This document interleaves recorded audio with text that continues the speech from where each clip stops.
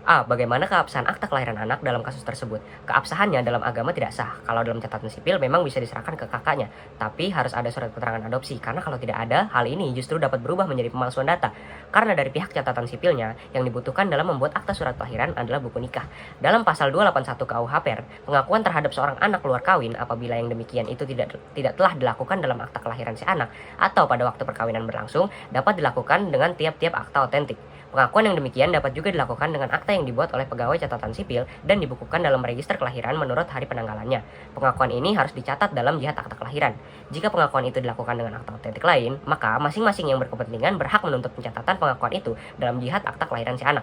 Namun bagaimana tak bolehlah suatu kelalaian mencatatkan pengakuan itu dipersalahkan kepada anak yang diakui untuk mempertengkarkan kedudukan yang diperolehnya.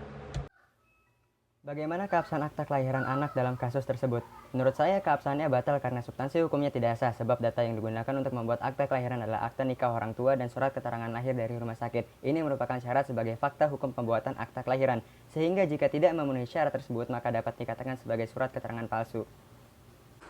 Setelah keputusan MK nomor 46 PUU 8 tahun 2010 tentang hubungan keperdataan anak dengan ayah biologisnya, akta kelahiran anak dari perkawinan siri tidak dicantumkan nama ibunya, tetapi mencantumkan nama ibunya atau dicantumkan nama ayahnya dengan syarat penetapan dan pengadilan sosial penetapan asal-usul anak.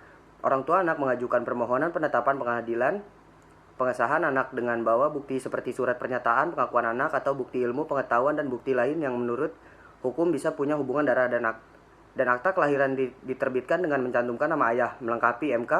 Baiknya perkawinan siri diisbatkan dan dicatat oleh pencatatan sipil. Jadi akta kelahiran diterbitkan dengan dasar akta perkawinan pasal 55 ayat 1 UU nomor 1 tahun 1974 perkawinan menyatakan asal usul seorang anak hanya dapat dibuktikan dengan akta kelahiran yang otentik yang dikeluarkan oleh pejabat yang berwenang.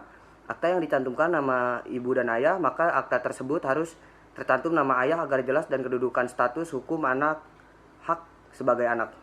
Apabila akta kematian belum dibuat meski telah lewat 30 hari sejak tanggal kematian, pengurusan surat kematian masih bisa dilakukan dengan syarat-syarat sebagai berikut. Yang pertama, surat kematian atau visum dari rumah sakit, dokter atau puskesmas. Yang kedua ada surat keterangan kematian dari lurah. Yang ketiga ada fotokopi KTP dan KK orang yang meninggal dunia.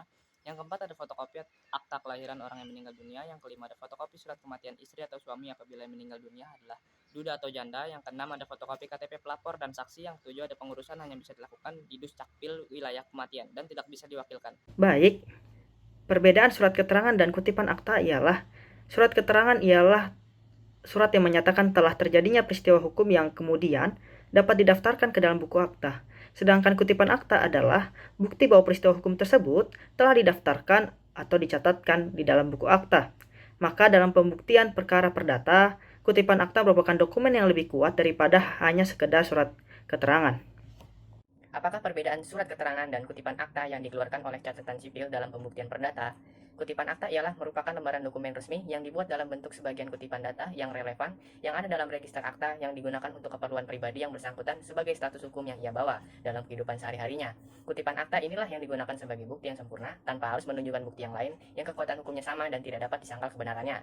Surat keterangan atau surat pernyataan adalah sebuah pengakuan yang dibuat secara tertulis oleh seseorang atau suatu hal atau suatu keadaan sehingga dapat dicabut kapanpun, sehingga jika surat keterangan ini tidak diakui kebenarannya sebagai surat secara formil, maka surat keterangan tersebut tidak mempunyai kekuatan hukum yang mengikat. Bagaimana keabsahan akta kelahiran anak dalam kasus tersebut?